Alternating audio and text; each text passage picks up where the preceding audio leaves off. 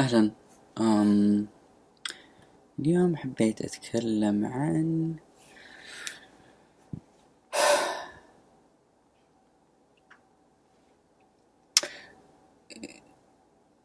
there was my friend. He was visiting today. His name is John.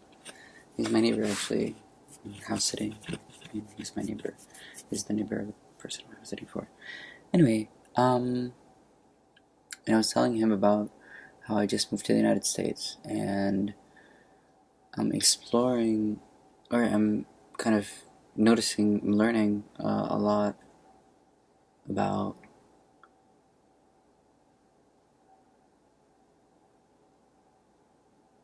So I was telling him about how people, there's a general feeling of anxiety over here in the United States, or not maybe in an environment in general. Maybe it's the general atmosphere because of news everywhere. I'm not sure, but when I talk to people, it's always everybody's like. I was telling him there's a general sense of lacking, and and he asked me, "What do you think that's what's the cause of that?" And I said, "Capitalism." I thought that because of so much pressure to survive, to just there's not a lot of freedom to have time for yourself without guilt. Like there's so much pressure to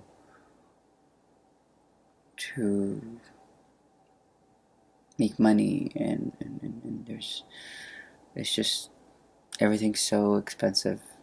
Life is just being breathing is so expensive, and you gotta pay rent, and it's so impossible to pay rent, and it's just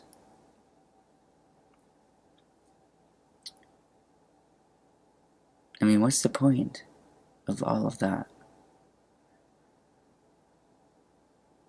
I was saying before in this meditation thing, I was saying that I was thinking that hey, like I was thinking about all this, like what my purpose in life is and what I want to do with it, and or whenever I'm suffering, I kind of get angry, you know, and at my mom maybe or something, and I thought for a second, I was like, wait, I didn't choose to be born, and also like that kind of helped me have compassion for myself, kind of like take it easy on myself, because I was actually a perfectionist of like I need to be perfect and I need to conquer all these challenges in front of me or whatever.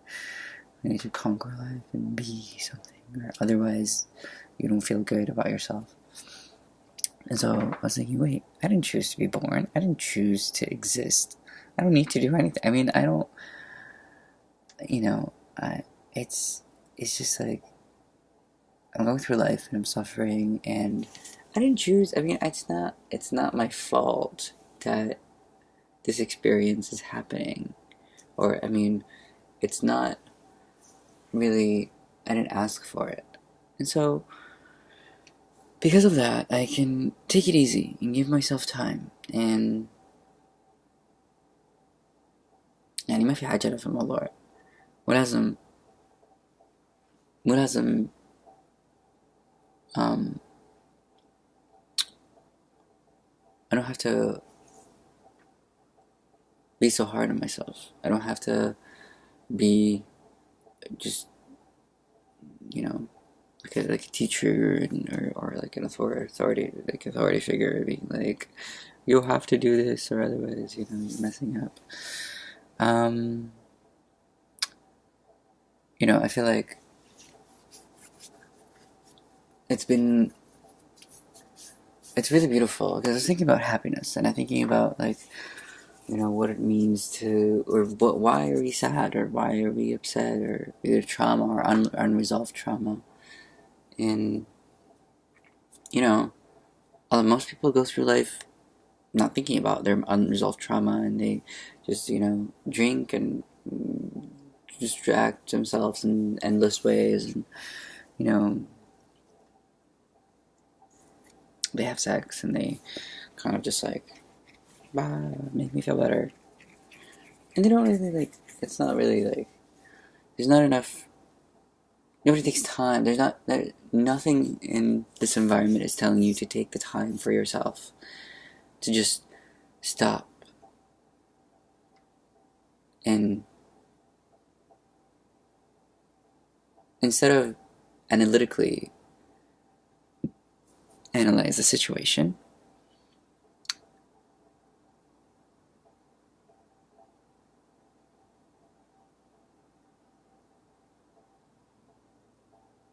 wait for a different kind of awareness.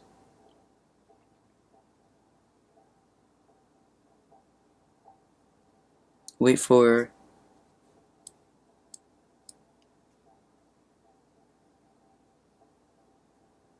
whatever it is that you're distracted by to disappear. And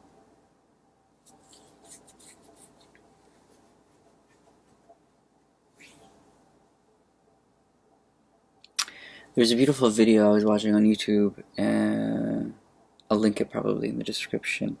But it was saying this guy, he was saying, it was funny. He was like, his accent kind of threw me off, honestly, but it's what he's saying truly was profound for me. It helped me a lot.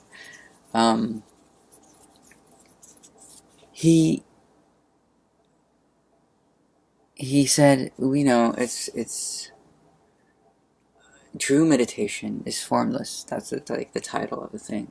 And at first I thought, yes, like, what is this about? But then I look at it and he said you can leave a gap between you and the experience, whatever it is you're experiencing. As in, anyways, and as in just a little bit of gap to not really, not take it too seriously, and like kind of just allow a gap between you and the experience, almost as if you're seeing it from a third person perspective. So neutrally, not judging it, not wanting something else or not wanting whatever. It's just reflecting it, saying it truly, seeing things as they are, seeing this experience entirely as it is, without analytically deciding in relation to everything else, just discriminating. No, just like allowing the person. Reflecting the situation accurately as it is, and not necessarily,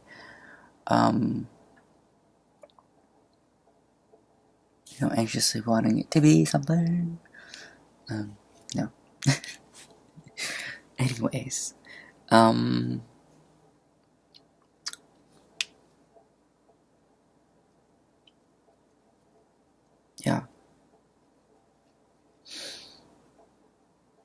I feel like allowing yourself to make mistakes, allowing yourself to be wrong is cool, because like, we're so afraid to be wrong, then you can just be like, you're never gonna have a sense of humor about your experience, and you're gonna be, it can,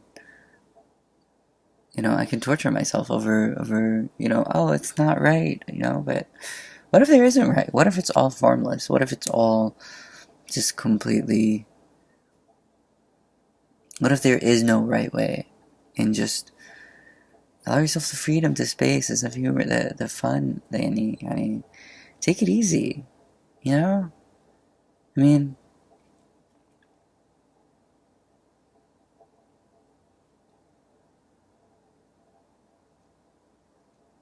it's have compassion for yourself. You didn't choose any of this. You didn't choose to be born. You didn't choose to exist. You didn't choose your experience. So have compassion for yourself.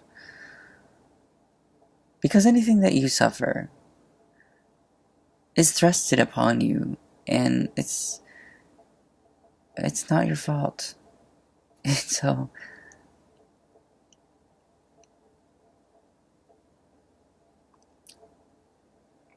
and so, you know, unfortunately, it's not the fun thing to do. It's just like, the fun thing to do is to take drugs and have sex and distract yourself in endless ways.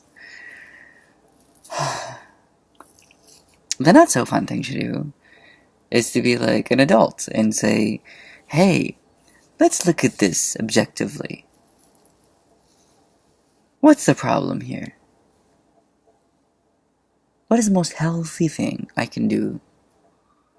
How is the most healthy way I can address this experience? For now, I'm going to leave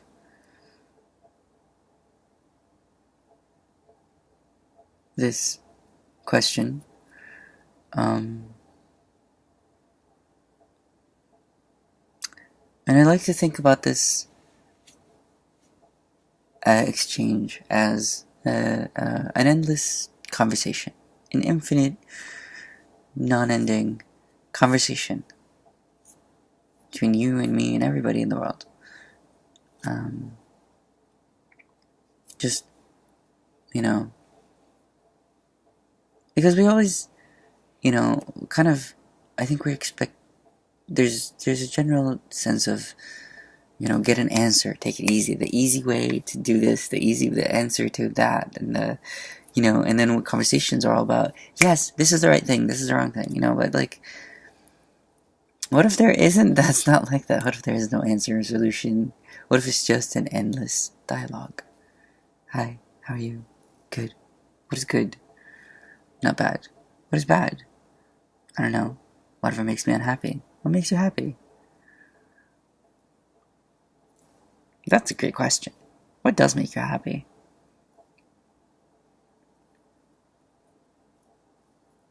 Today, John was telling me he was watching The Dog Whisperer, and the Dog Whisperer, was he went to these people and he was saying, "Oh, that's not a happy dog." They're saying, "Oh, look at the dog."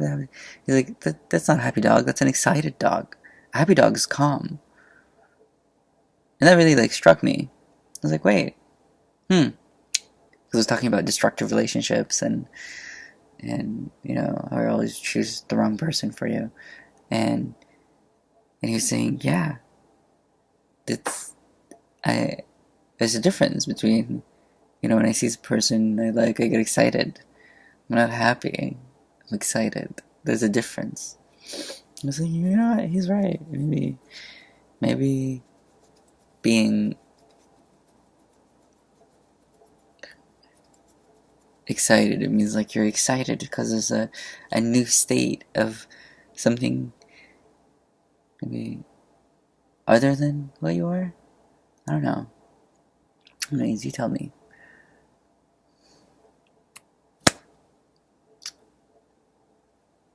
I'm so sorry for everything that has happened to you, and I hope that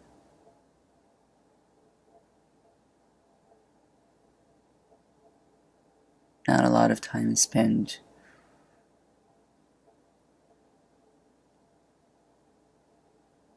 with you being without ease.